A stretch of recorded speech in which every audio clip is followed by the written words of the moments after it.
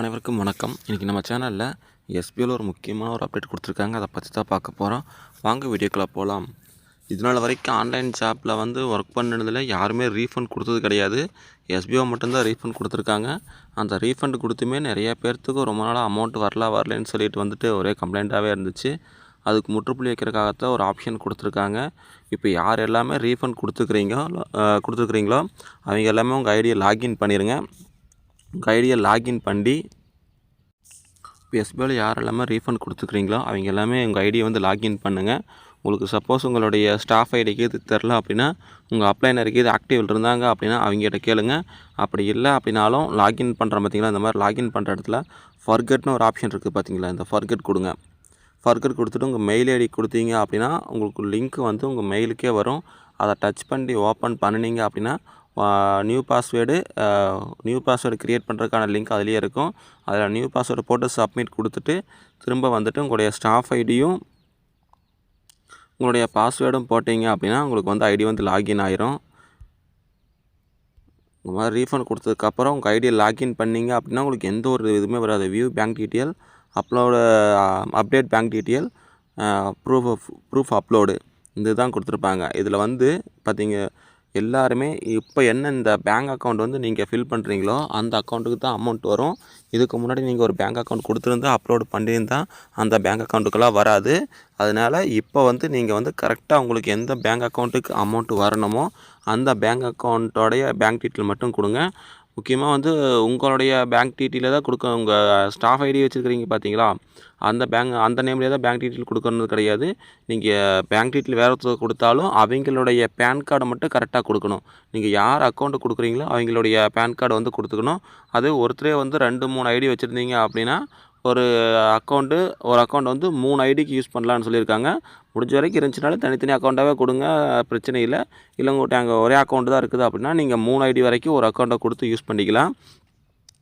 இது நீங்கள் ஒருக்கா தப்பு பண்ணிட்டீங்க அப்படின்னாலும் 3 டைம் அக்கௌண்ட்டை சேஞ்ச் பண்ணிக்கிற மாதிரி ஆப்ஷனை கொடுத்துருக்காங்க.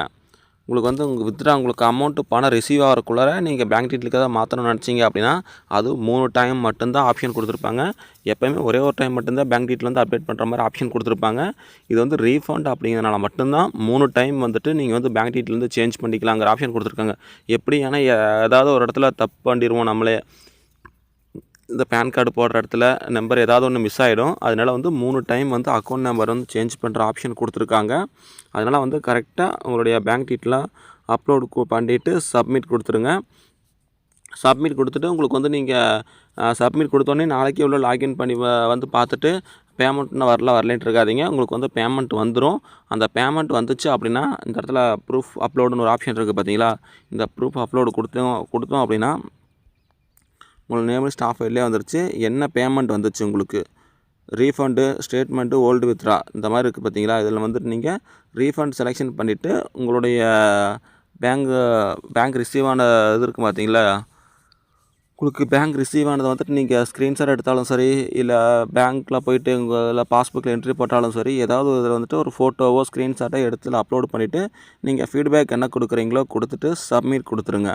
நீங்கள் கண்டிப்பாக உங்களுக்கு ரீஃபண்டில் உங்களுக்கு தெரிஞ்சு யாரெல்லாம் கொடுத்துருக்குறாங்களோ அவங்களுக்கு எல்லாத்துக்குமே இந்த நியூஸை அப்டேட் பண்ணுங்கள். அப்போ தான் அவங்களுக்கு அமௌண்ட் வரும். இல்லை இதில் இந்த ரீஃபண்டில் நீங்கள் பேங்க் டீட்டெயில் அப்டேட் பண்ணால் மட்டும்தான் பேமெண்ட் வருமா ஒழிஞ்சு நீங்கள் அந்த பேங்க் டீட்டெயில் அப்டேட் பண்ணாமல் விட்டுட்டீங்க அப்படின்னா உங்களுக்கு அமௌண்ட்டே வராது. அதனால் உங்களுக்கு தெரிஞ்ச எல்லாத்துக்குமே இந்த நியூஸை சொல்லுங்கள். எல்லாருமே கம்பல்சரி ரீஃபண்ட் கொடுத்த எல்லாருமே பேங்க் டீட்டெயில் சேஞ்ச் அப்டேட் பண்ணியிருக்கணும். அப்போ தான் உங்களுக்கு பேமெண்ட் வரும். இது உங்கள் டீமில் இருக்கிறவங்க, உங்கள் டவுன்லைனில் அப்படின்னா யாருக்கெல்லாம் உங்களுக்கு தெரிஞ்சவங்க குரூப்பில் இருக்கிறவங்க எல்லாத்துக்குமே சொல்லுங்கள். அப்போ தான் நம்மளுக்கு ரீஃபண்ட் கொடுத்த எல்லா அமௌண்ட்டுமே எல்லாத்துக்குமே கரெக்டாக சேரும். அதேமாதிரி நீங்கள் ஒன் டைம் உங்களுக்கு பேமெண்ட் ரிசீவ் ஆயிடுச்சு அப்படின்னா ஒன்றா உங்களுக்கு மெயிலில் வந்துடும். அப்படி இல்லை அப்படின்னா உங்களுக்கு எஸ்எம்எஸ் வரும். அப்படி இல்லை அப்படின்னா இந்த இடத்துல மேலே ஃப்ரண்ட் இருக்குது பார்த்தீங்களா, அப்லோட் பேண்ட் ப்ரூஃப் இருக்குது பார்த்தீங்களா, இந்த இடத்துல அமௌண்ட் ரிசீவ் ஆயிடுச்சுனே வந்துடும். நீங்கள் ஒரு 10 days ஒன்ஸ் இந்த உள்ளே லாகின் பண்ணி செக் பண்ணி பாருங்கள். டெய்லி செக் பண்ணி பார்த்துருக்க வேண்டியதில்லை. அது எப்போ வந்திருந்தாலும் பிரச்சனை இல்லை. அதே மாதிரி இந்த ஆப்ஷன் அப்படியே தான் இருக்கும். உங்களுக்கு தெரிஞ்ச எல்லாத்துக்குமே சொல்லி உடனே பேங்க் டீட்டெயில் அப்டேட் பண்ண சொல்லிடுங்க. இந்த வீடியோ பிடிச்சிருந்தால் லைக் பண்ணுங்கள், கமெண்ட் பண்ணுங்கள். அனைவரும் மறக்காமல் நம்ம சேனலை சப்ஸ்கிரைப் பண்ணிக்கங்க. அப்போ தான் எஸ்பிஐ பற்றி போடுற எல்லா வீடியோவும் கொண்டு அப்டேட் ஆகும். தேங்க்யூ.